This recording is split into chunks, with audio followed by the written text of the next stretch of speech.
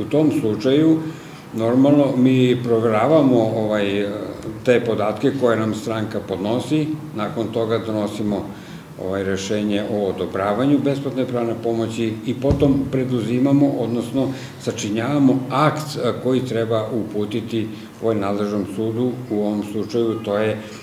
tužba za smetanje poseda sa predlogom za izdavanje privremene mere i u najvećem broju slučajeva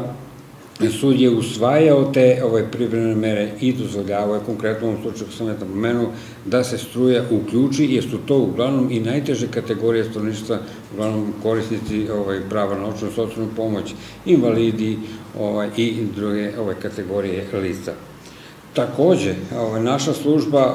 radi i pruža odgovarajuću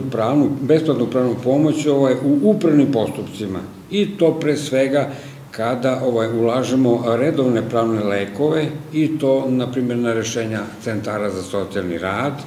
ili pa, na primjer, kada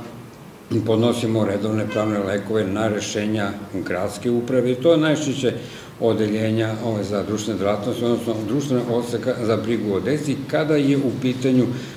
osporavanje prava na roditeljski dodatak, odnosno kada organ odbija da prizna pravo na roditeljski dodatak, imajući u vidu da eventualno dete nije vakcinisano, što je i razlog da organ odbija